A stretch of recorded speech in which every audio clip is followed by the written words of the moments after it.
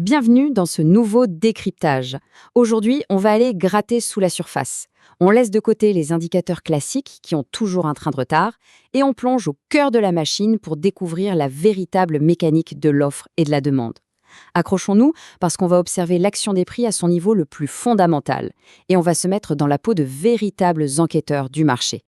Alors, qu'est-ce que nos bons vieux graphiques de prix nous cachent au juste? Eh bien, imaginons un graphique en chandelier japonais classique comme une scène de crime, mais une scène où il manque l'arme et le mobile. On ne voit que le résultat final de la bataille, le cadavre en quelque sorte, mais absolument pas les forces qui s'affrontaient juste avant. Et c'est là tout le suspense. Car ce qui est totalement invisible à l'œil nu sur un graphique standard, c'est très souvent ce qui va dicter le prochain mouvement du marché. Pour structurer notre petite enquête d'aujourd'hui, on va suivre un plan d'attaque très simple. D'abord, on va décortiquer le carnet d'ordre. Ensuite, on pèsera ses avantages et ses limites. Puis on traquera les stratégies des gros joueurs institutionnels avant de déjouer les cassures et les manipulations de marché. Et pour finir, on verra comment on peut s'entraîner à tout ça, mais sans risquer un seul centime. Allez, on attaque tout de suite avec notre première partie, le carnet d'ordre expliqué. Ce qu'on appelle la profondeur de marché, ou le fameux DOM, c'est tout simplement une liste. Mais attention, pas n'importe laquelle. C'est la liste consolidée et surtout en temps réel de tous les ordres limités d'achat, les bids, et de vente, les asks, bien triés par niveau de prix. Il faut vraiment voir ça comme une gigantesque machine à rayons X. Ça nous révèle toute la liquidité qui est là, en attente, posée par les acheteurs et les vendeurs, et ça bien avant que le prix n'ait eu le temps de bouger d'un seul millimètre. Mais concrètement, comment ça marche dans les entrailles de la bourse? C'est purement algorithmique et ça va très très vite. Les moteurs de correspondance des échanges exécutent 3 étapes à la vitesse de l'éclair. Étape 1, ils acceptent les ordres en ligne. Étape 2, ils les trient par type, achat ou vente et par niveau de prix. Et étape 3, ils affichent cette immense file d'attente de données compilées. C'est littéralement la mécanique pure et dure de la rencontre entre l'offre et la demande. Et sur un écran, toutes ces données se matérialisent sous forme de structures visuelles. On a par exemple une barre verte qui représente les volumes d'achat et une barre rouge pour les volumes de vente. C'est assez intuitif, plus la barre est imposante, plus le volume d'ordre qui attend à ce prix précis est lourd. C'est exactement ce qui crée de véritables murs invisibles que le marché va devoir fracasser ou contourner. Passons maintenant à notre deuxième point, les avantages et les limites de ce type d'analyse. Le gros point fort, c'est bien sûr une transparence du marché absolument inégalée.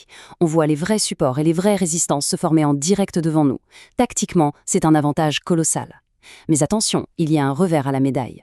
Déjà, ça exige une connexion à très haut débit.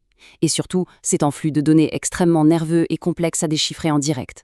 Essayer de lire ces informations fugaces sans prendre le bon recul historique, c'est un peu comme essayer de lire un texto tout en conduisant à 200 à l'heure sur l'autoroute. C'est très risqué. Ce qui nous amène à notre troisième partie, comment pister les stratégies des fameux gros joueurs. L'objectif ici, c'est de traquer la smart money, l'argent intelligent. Une des stratégies classiques pour ça, c'est de se positionner juste devant des ordres limités gigantesques pour surfer sur la vague de l'élan institutionnel. Par exemple, si on analyse un graphique de 3 minutes sur le Binance Coin, le BNB, comme le montrent nos sources, on peut voir dans le carnet d'ordre des niveaux de soutien qui s'allument en vert vif.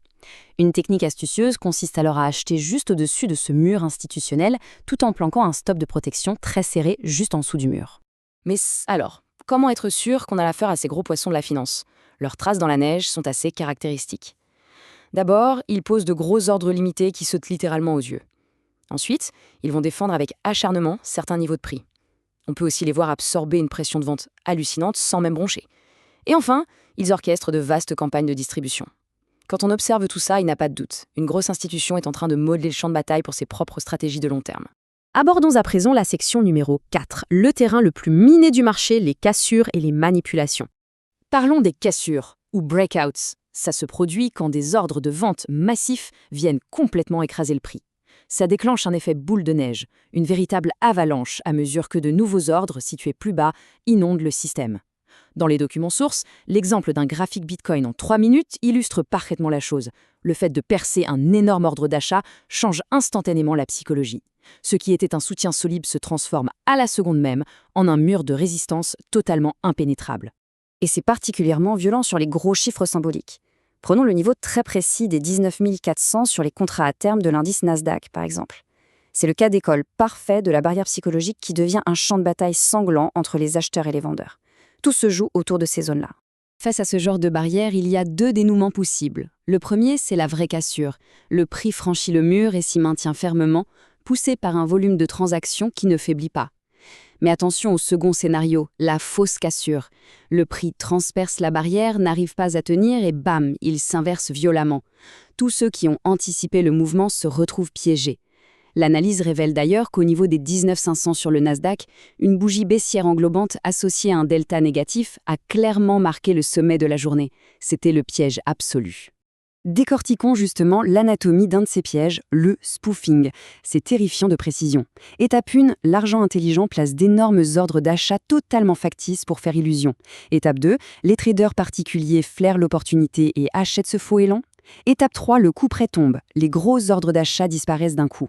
Et étape 4, de véritables ordres de vente massifs viennent achever le travail et font plonger le prix. Ces petits frémissements de sentiments, dans des zones de prix très étroites, c'est l'alerte rouge qui nous indique qu'on est en train de servir d'appât. Ce qui nous amène à notre cinquième et dernière partie, la pratique sans risque. Pour s'entraîner à repérer tous ces pièges sans finir ruinés, les sources mentionnent un laboratoire idéal, le simulateur Atas Market Replay. C'est un outil qui utilise des données historiques ultra précises pour recréer exactement les conditions du marché en direct. Sauf que là, le risque financier est de zéro. C'est littéralement le bac à sable parfait pour tester nos hypothèses et s'habituer à lire la matrice sans se mettre en danger. Et les possibilités de ce simulateur sont assez dingues. On peut exécuter de fausses transactions, faire pause, rembobiner ou ajuster la vitesse d'écoulement du temps. On peut analyser l'empreinte historique des échanges avec plus de 400 indicateurs différents. L'enjeu majeur ici, en s'exerçant sur des historiques d'actions, de crypto ou de futurs, c'est de se forger une vraie mémoire musculaire. C'est cette mémoire qui permet de survivre quand on affronte enfin les marchés dans la vraie vie. Au fond, s'il ne fallait retenir qu'une seule chose de ce décryptage, c'est cette citation. Les gros volumes dans le carnet d'ordre agissent comme un soutien et une résistance, mais le contexte fait tout. Oui, les murs d'ordre qu'on observe sur les écrans sont des données mathématiques, brutes, factuelles. Mais réussir à décrypter les véritables intentions qui se cachent derrière ces murs, ça relève presque de l'art. Alors, une question subsiste pour clôturer cette enquête. Avec ces nouvelles lunettes à rayon X, parviendra-t-on à esquiver le prochain piège du marché avant qu'il ne se referme? Ou bien finira-t-on malgré tout par servir de liquidité à la smart money? Voilà en tout cas de quoi donner une furieuse envie d'allumer ces graphiques et d'aller scruter ce flux d'ordre invisible, non? Merci d'avoir suivi cette analyse, on se retrouve très vite pour un nouveau décryptage.